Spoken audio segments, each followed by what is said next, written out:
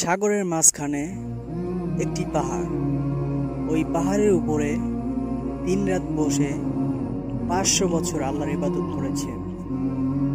দিনে ও রাতে তিনি একবার নামতেন, সেখানে আল্লাহ তাআলা তার জন্য পাথরের ভিতর থেকে মিঠা পানির ব্যবস্থা করে দিয়েছেন, আরেকটা ডালিম গাছের ব্যবস্থা করে দিয়েছেন।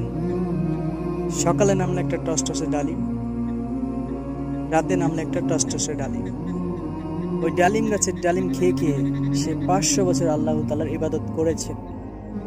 আল্লাহর দরবারে কিয়ামতের ময়দানে যখন লোকটা হাজির হয়ে যাবে, 500 বছর ইবাদত করছে তো আমার দয়া, আমার বান্দাদের জান্নাত দাও।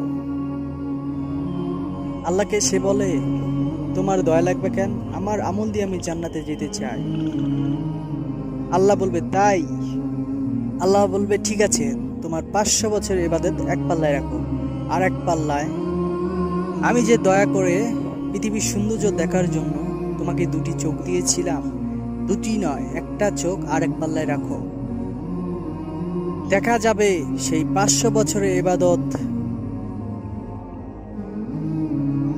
হালকা হয়ে গেছে আর একটা চোখের ওজন ভারী হয়ে গেছে।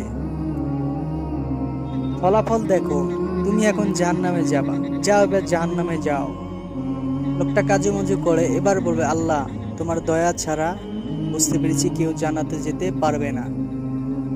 আশা করি দর্শকরা, আল্লাহ তাআলার দয়া ছাড়া কেউ জান্নাতে যেতে পারবো না। তাই আমরা আল্লাহর দয়া চাইব এবং আমাদের আলোর পথ ইসলামিক চ্যানেলটি সাবস্ক্রাইব করবেন, আমাদের সঙ্গে থাকবেন।